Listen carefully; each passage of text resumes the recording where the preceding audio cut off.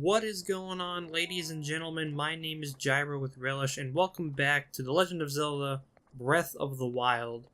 In the last episode, we took on the Owadame Shrine and had a difficult time trying to defeat a certain Boko blend, but I think it was like a stronger one, so it kind of makes sense. But needless to say, I died a bunch, but we did take care of them, and now we're taking on I think it's Calamity Shrine. I think that was what it said before I started the episode. So yeah, but this will actually make the last shrine that we need in order to claim our prize from the old man. But during today's episode, I actually want to talk about pretty much what's going to be actually going on off screen. And a lot of that is pretty much going to be exploring for the sake of exploring, such as like obtaining shrines, obtaining spirit orbs, obtaining even Cryonis. That sounds weird. Obtaining Korok seeds and things of that nature. All that's pretty much going to be done off screen, just because, like I said before, this is not going to be a 100% LP.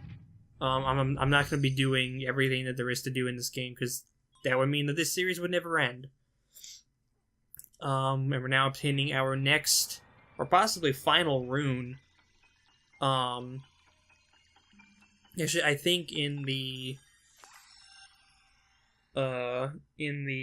Explorer's Guide, it said that this was pretty much the last rune that we pretty much need. Cryonis. Alright, if I had to take a wild guess as to what this rune does without reading any sort of description, which I didn't, by the way, I'm going to say that this power gives us the ability to curl up into the fetal position and cry our eyes out.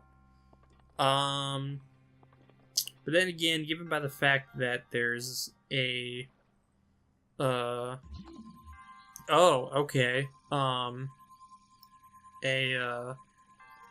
ice symbol, I think we make towers of ice. Interesting. So can I... How long does this tower last, though? That's my question. Oh, okay. That didn't work how I thought it would. Could I do this? Oh, okay, so I can shatter an old one, but then make a new one, like so. Okay, so that's interesting. So that's this is kind of a little bit of a weird power to have, but I guess it kind of makes sense. I'm sure like there will be plenty of other uses for it later on, as I'm sure we'll probably see eventually. But like I said, for the... Oh, God. Nope, that's not what I wanted to do.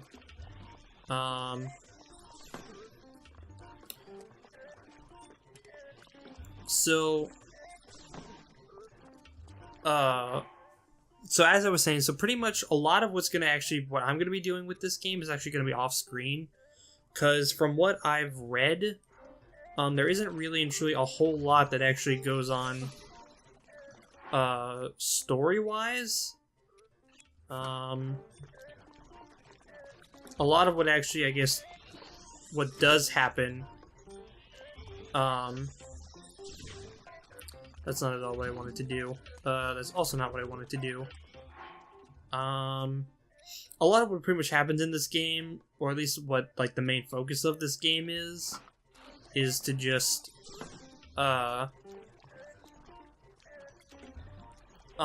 is pretty much just, like, exploring.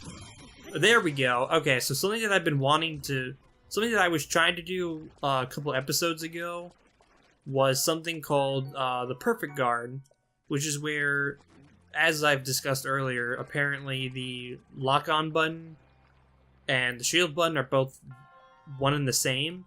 But if you push A at like just the right time, you can perform a Perfect Guard, which is a way to sort of counter against enemy attacks, just like we just saw. But a lot of what I'm going to be doing in this game is just going to be off screen. Like, there's not a whole lot in terms of the story, and I know that there are things that I will be collecting throughout this game or showing throughout the game, but I'm not going to be or a lot of what I'm like a lot of what this game entails is or requires is, oh, can I not? Okay, there we go. A lot of what this game requires is just like running around and just exploring different things, and not necessarily like, I feel like as if like this is one of those games where there's going to be a lot more to do in terms of like side quests and just like exploring and just kind of like running around, just kind of messing around with things, and not so much a game that's heavily focused on story. Like, I mean, obviously, like, there is like a story to this game, but it's like the major emphasis is just running around, exploring, experimenting, things of that nature. And like even like the Explorer's Guide even says that, like, well, I mean, it doesn't say that explicitly, but it does kind of drive home the point that the main focus of the game is to just explore. But yeah, so but pretty much the bulk of these videos are going to be focused on like actual like story progression. So like if I'm like when I go to sit down and play this game, if I decide that, okay, I'm going to try to gather up materials, try to go explore, find some stuff, things that I would need in order to progress the story, that's all going to be done off camera. Otherwise, if I'm exploring in like or like with the intent to progress story, then I'm gonna basically make videos. And apparently the old man has dropped in on us once again, and I can see our Bokoblin arm is just moving behind us like it's trying to grab my butt or something. With this, you now have acquired all of the spirit orbs from the shrines on this plateau. Oh-ho, extraordinary. That means it is finally time. Link, it is finally time for me to tell you everything. But first... Wait, tell me what? Imagine an X on your map with the 4 shrines at the endpoints. Find the spot where those lines intersect. Oh boy, it's one of these. Okay, well, X marks the spot, I suppose. I shall wait for you there. Do you understand where the 2 lines connect to shrines? What is happening to the old man? What just happened? I'm sorry, but what? What? What just happened?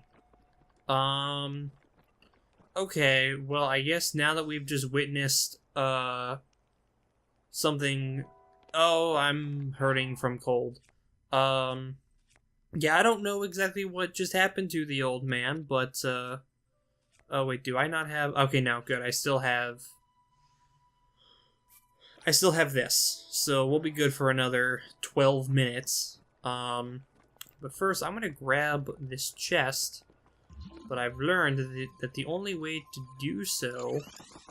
Oh, you know what? This is probably how you're actually supposed to go and, oh god. This is how you're actually supposed to go and,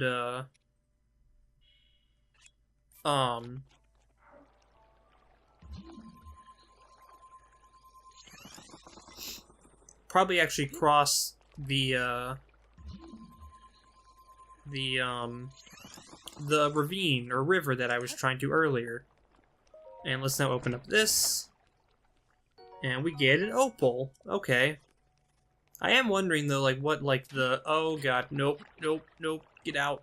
Get out of the water. I am wondering though, like, what, like, things like the opal and, the amber really do. Like, I'm sure, like, they're probably used to, like, craft, like, weapons or shields or something like that, but I don't know specifically what they're for.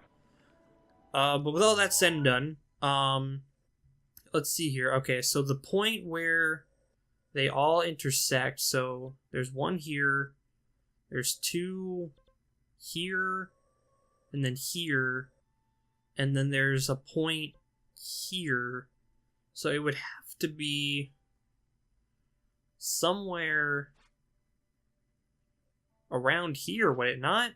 Somewhere pretty much like right by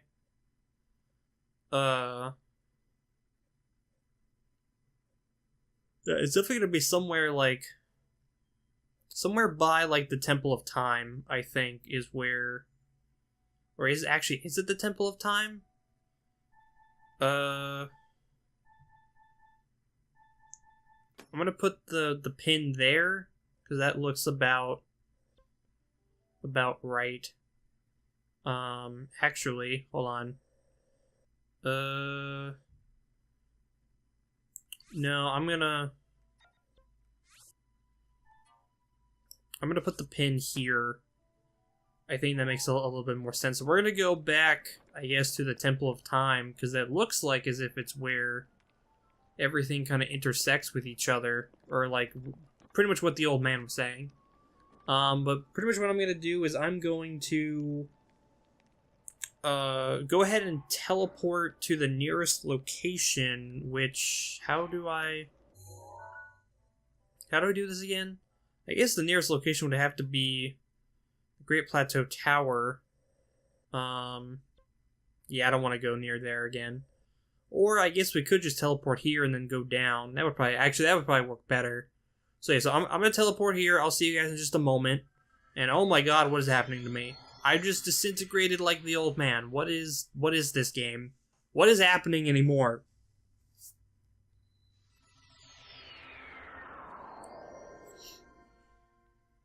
Okay, well now that we've what's the opposite of disintegration? Is it reintegration? Would that... I mean, that sounds accurate, but at the same time, it doesn't sound accurate. Okay, well, I guess with all that aside, we're here by the Chamber of Resurrection, or whatever it was called. I'm gonna make my way toward the Temple of Time, and, I will see you guys in just a moment. Alright guys, we're here at the Temple of Time, and I can already see that this is in fact where I think I'm supposed to go.